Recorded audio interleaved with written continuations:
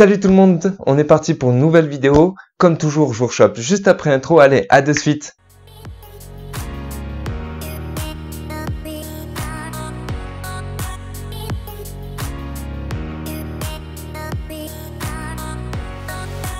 Comme vous en doutez dans le titre et surtout dans la miniature, je vais vous parler de la Disco Easy 200 de chez Dagoma. Enfin moi c'est de chez moi-même parce que je me la suis imprimé entièrement avec la CR10 et je me la suis montée en achetant les pièces sur le bon coin. J'ai trouvé un mec qui vendait toutes les pièces pour la Dagoma mais pas les pièces imprimées, donc j'ai trouvé le truc parfait pour moi.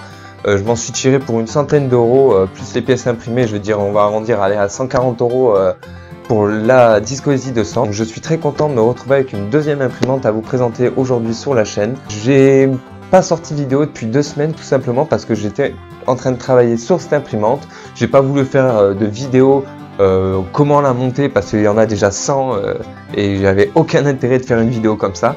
Donc je vais plutôt vous parler de mon retour d'expérience sur le fait de se monter soi-même son imprimante, combien ça m'a coûté, combien ça vous coûterait à vous si vous le faites, en sachant que vous ne trouverez peut-être pas forcément la même occasion que moi sur le bon coin comme je l'ai fait, mais je vous donnerai quand même un ordre d'idée de prix, combien ça m'aurait revenu si j'avais quand même acheté toutes les pièces neuves sur des sites chinois pour m'en tirer au moins cher possible. Donc je vais vous parler déjà moi de mon retour d'expérience sur l'imprimante. Faut savoir que quand je l'ai eu les pièces, elle était équipée avec des tiges filetées et non des tiges trapézoïdales. Donc j'ai commencé à imprimer avec ces tiges filetées et je me retrouvais avec un wobble de fou que je n'ai pas réussi à supprimer. Je me suis arraché les cheveux pendant quelques nuits pour pouvoir comprendre en fait que ça venait de mes tiges filetées qui étaient déjà tordues. Donc forcément je n'arriverai jamais à faire quelque chose avec ces tiges filetées. Donc au lieu d'acheter une tige filetée, je me suis dit je prends des trapézoïdales. J'ai vu une petite pièce à imprimer sur internet, sur un site pour pouvoir adapter la tige trapézoïdale. Donc je l'ai imprimé, je l'ai monté, puis comme vous allez pouvoir le voir, j'ai pu enfin avoir une qualité d'impression vraiment, ça c'est un mode vase donc vous pouvez le voir, c'est vraiment, je suis vraiment content quoi, pour une imprimante qui m'a coûté 100, même 130 euros, franchement je pourrais pas espérer mieux. Et une fois calibré aux petits oignons que j'ai mis, donc comme je vous ai dit, facilement 2 semaines pour la calibrer proprement et pouvoir vous montrer des objets qui me font pas honte. Et donc voilà le résultat. Une fois calibré, on arrive à avoir un rendu vraiment très brillant. Donc je sais pas si on va pouvoir le voir, mais les layers sont pas du tout apparentes. Même ma CR10 des fois j'imprime moins bien.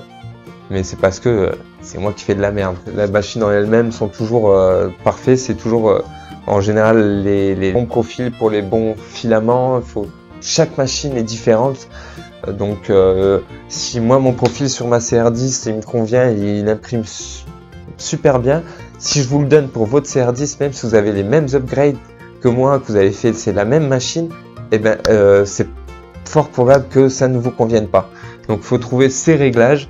Et c'est pour ça que j'ai mis du temps et que j'ai préféré attendre bien 2 semaines pour vous proposer une nouvelle vidéo. Quels sont mes projets avec cette machine? Donc vous doutez bien, je compte bien l'upgrader. Je compte bien la passer en double couleur parce que ça me paraît vraiment un truc vraiment sympa à faire. Donc il suffit juste de rajouter un deuxième extruseur, d'imprimer une petite pièce en plastique et le travail est fait. Un petit coup de programmation avec en plus Dagoma, franchement, Dagoma c'est vraiment easy quoi. J'hésite encore à la passer sous un marline normal, pas de chez Dagoma, pour voir si j'arrive à encore imprimer encore mieux. Mais je sais pas parce que franchement déjà niveau qualité je trouve ça top. Après n'hésitez pas à me donner des conseils parce que niveau Disco Easy j'y connais vraiment rien, je la connais très peu comme machine. Donc des conseils pour l'upgrader, pour le bicolore, si oui ou non ça vaut le coup je la passe en bicolore. Si vous voulez faire comme moi et vous la montez, c'est pas très compliqué, il vous suffit d'aller sur le site de Dagoma, récupérer tous les fichiers qui sont gratuits déjà. Vous pouvez tous les récupérer, vous les imprimer. Et puis après, vous suffit de choper les pièces à droite, à gauche sur AliExpress, Banggood, tous ces sites un peu chinois. J'ai fait le calcul avec toutes les pièces. Si vous les achetez, bien sûr, avec des délais de livraison énormes souvent, mais du coup vous l'aurez vraiment moins cher. Si vous achetez toutes les pièces sur ces sites chinois, vous en tirez pour la machine, elle est 200 balles. Plus ou moins 200 balles. Alors, comme d'habitude, je vais faire mon relou et je vais vous demander pour cette vidéo de lâcher plein de pouces bleus. Ça faisait un moment que j'avais pas sorti de vidéo. Donc forcément mon watch time et tout, mon YouTube s'en fait ressentir, mon analytics YouTube s'en fait ressentir.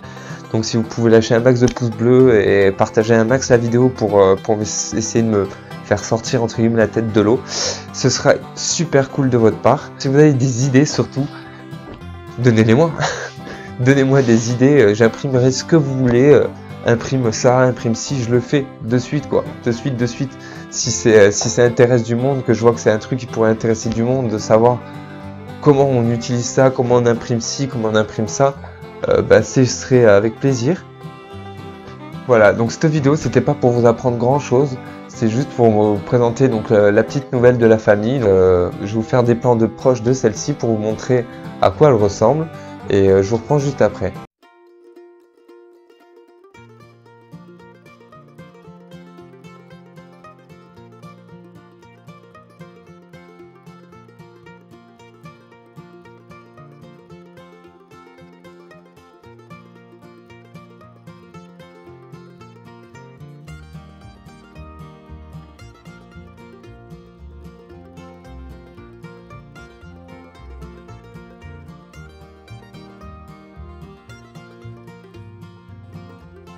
La vidéo est terminée, c'est sûr vous n'aurez rien appris d'extraordinaire aujourd'hui avec moi, c'était juste pour vous faire ma petite retour d'expérience, si oui ou pas ça valait le coup de se monter une Disco Easy 200.